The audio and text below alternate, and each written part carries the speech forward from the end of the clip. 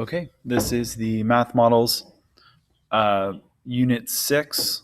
For those of you on the Pro course, which you probably all are, so we're going to take advantage of doing those projects. So we only have to do 4 units. So don't be confused by the numbering is what I'm trying to tell you. So this is for the second half of Math Models. So I made a study guide for you. I released it on Monday. And so what this video is going to be is basically me going through and giving you some tips for studying, and I'm going to work out the problems in the study guide so that you know that you got them right and you are prepared to do that on the test. So what this is I've gone through the test, I've identified the key things you need to know and know how to do, and that's where the study guide is coming from. So the first thing I want to point out, I'm not going to say a lot about it, is just that you need to go through and you need to make sure you have the definitions for the words you see here. Not all of these definitions are on the test, but most of them are. These are the terms that you need to know the definitions to and be able to select the definition from multiple choice problem. Same thing with the formulas. You need to just have those formulas copied down somewhere. So when it says know the formulas, you just need to be able to match the title of the formula with the actual formula itself. Again, that is in the unit. You can go through the lessons and find those formulas, or hopefully if you took good notes, you have those in front of you already. So that's all more or less vocabulary kind of stuff. And we're not going to go over that, but I've summarized it for you here so you don't have to go searching. All right, so the rest of this is problems that I've made that are basically the same as the types of problems on the test, but with different values, different numbers, different just different words. Basically, I've just created other versions of all the questions from the test. So I'm going to jump over to my note-taking app, and we're going to go over these together. Calculate the probability of independent events. Okay, calculate the probability of independent events. That is the kind of what we would call the objective. And then the problem says, what is the probability of getting tails and, that's a keyword, and an odd number with one coin flip and one die roll. So when these are what we call independent events, we see that word and, we are going to have two fractions. We're going to have a fraction for the coin, right? My best picture of a coin, and we're going to have one for the die. Get the idea. So we're going to have a fraction for the coin. What's the probability of getting tails on the coin? And then we're going to multiply that times the fraction for the dice, and then that's going to give us the answer. So the probability of getting tails is 1 over 2, because there's only 2 options on a coin. And the probability of getting an odd number on a die, well, there are 1, 2, 3, 4, 5, and 6 on a dice, and there is 3 out of those 6 are odd. So we're going to go through and we're going to multiply. If you remember, when you multiply fractions, you multiply directly across. So we're going to do 1 times 3 is 3. 2 times 6 is 12. And then we want to reduce that fraction. You can use a calculator if you want to. But we know that 3 goes into 3 one time, and 3 goes into 12 4 times. And so that would be the final probability for getting tails and an odd number. All right, the next problem.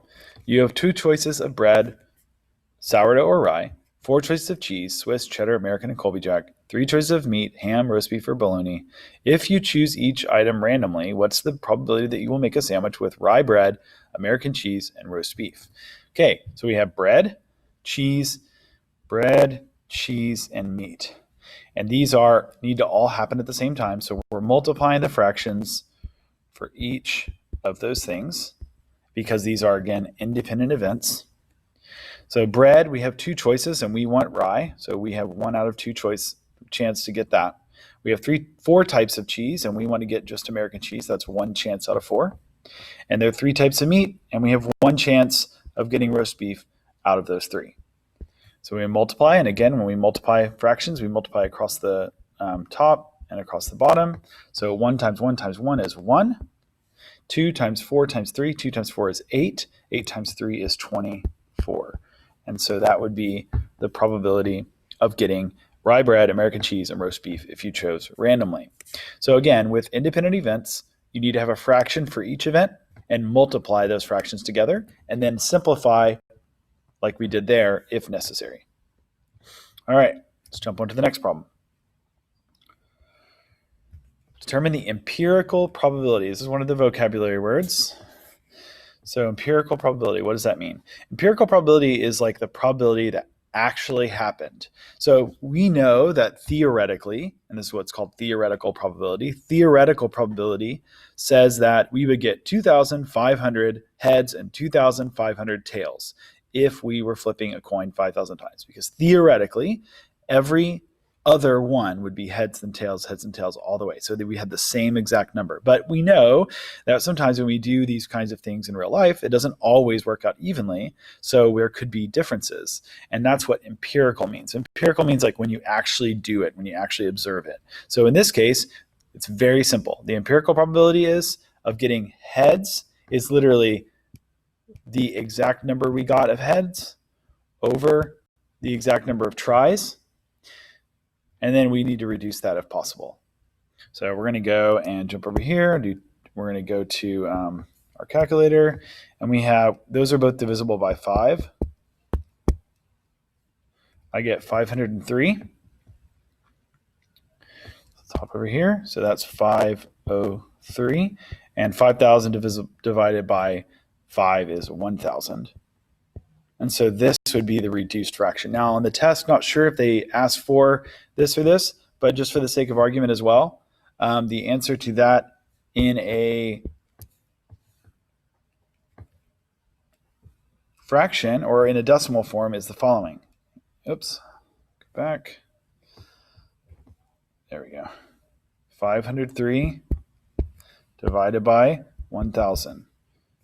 And we have 0.503. So if they ask you for it in a decimal form, you just need to type that fraction in and get the decimal answer, 0.503. So either of those could be the correct answer. Actually, any of these could be the correct answer.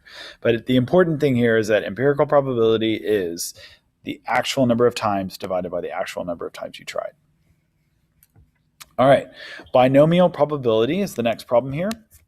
Now, in the lesson, I had you use a calculator app. You are 100% okay to do that this time as well. So let's jump over to that binomial probability. And this was the thing I had you do.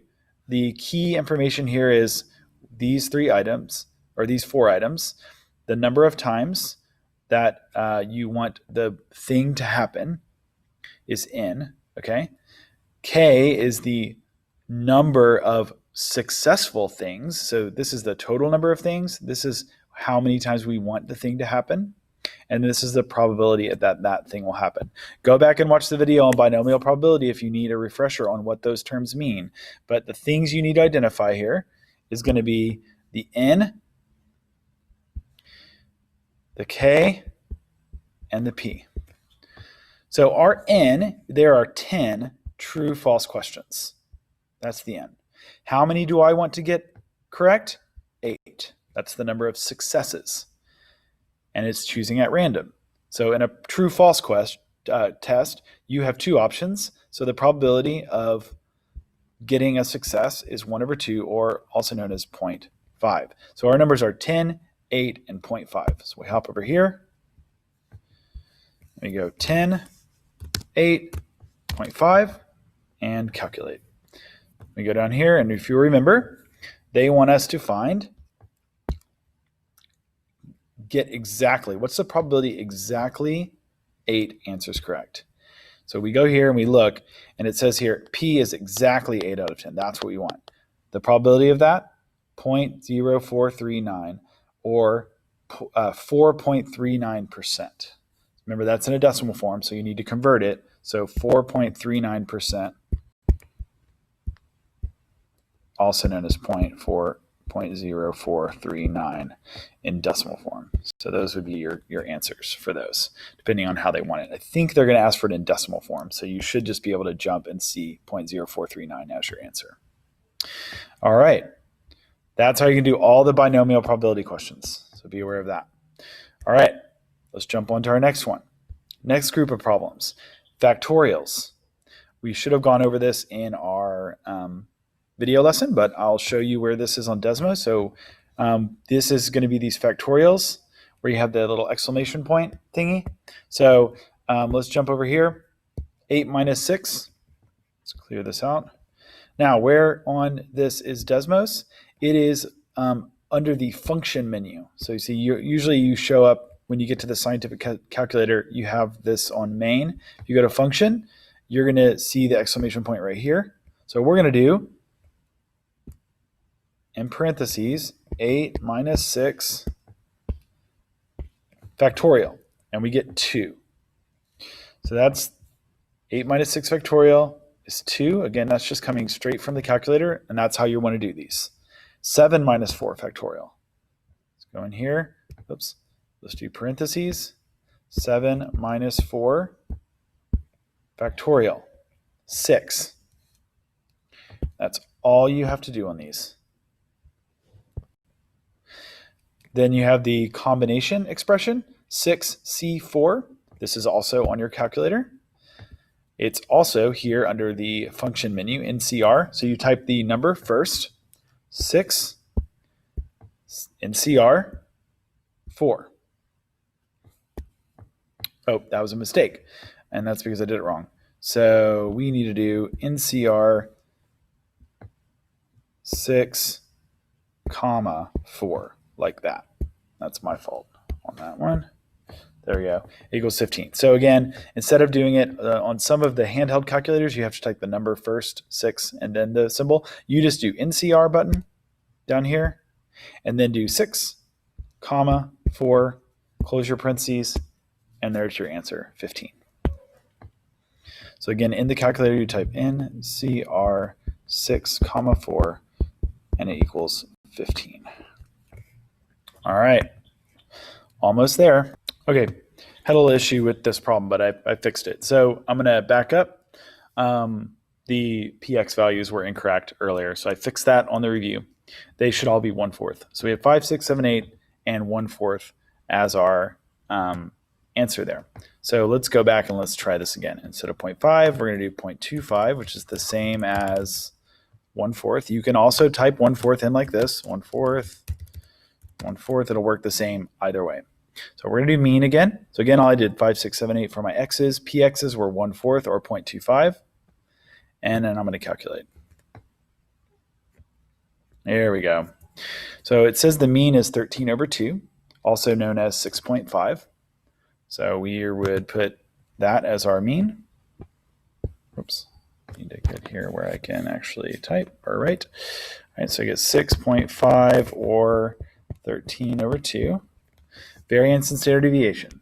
So hop back over here, and they actually, I believe, no, we can just, yes, we can just jump down, go to variance, hit calculate. So you can just keep going back down and entering the thing you want. So there's our variance, 5/4. Oh, no, that's the standard deviation.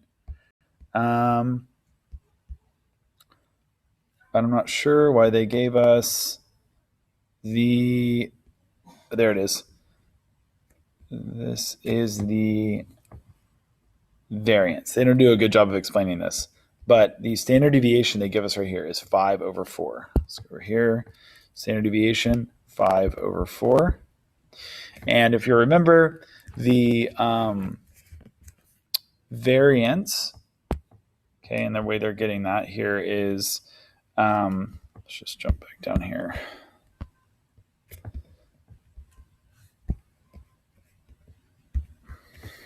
Come on. Deviation. There we go. All right. Sorry about that. There's standard deviation 1.118. So they've made an error when they put these answers. So you got to make sure you know what you've selected. So that 5/4 is actually the variance. And the standard deviation is 1.118. So just be careful when you type this in. I'll show you what I mean. When I did this last and I selected variance, it says here that this is the standard deviation, but it's not. This is the variance. So make sure that you got that. It says standard deviation. It actually is variance, and it explains it down here, but this is just a typo. So be careful about that. All right. That's pretty much it. So use that calculator for these distribution tables. Sorry, that was a little bit confusing. Last one, calculate the number of combinations based on a list of options. When you want to find the number of combinations, you literally multiply the number of options from each group. So for instance, the restaurant offers pizza with a choice of toppings from the list. Sausage, jalapenos, ham, chicken, cheese, and pineapple. How many different 2-topping pizzas? I want to know 2-topping pizzas. So topping number 1, how many options can I have from topping number 1? I have 1, 2, 3, 4, 5, 6. 6 options. What about topping number 2? I'm not going to choose the same topping. It's 2 different toppings. It should be implied. So that means there's only 5 left for the second option, because after I choose 1 topping, the second topping has less options. So there should be 30 different possible combinations for that pizza. All right, so that is it. That is the material that you need to know for the test. And if you know how to do all these problems, you will be successful in this test, along with studying the vocabulary. So reach out to me if you have questions. Otherwise, I'll see you on one of our testing sessions Wednesday, Thursday, or Friday. Or you can email me if you want to test before then.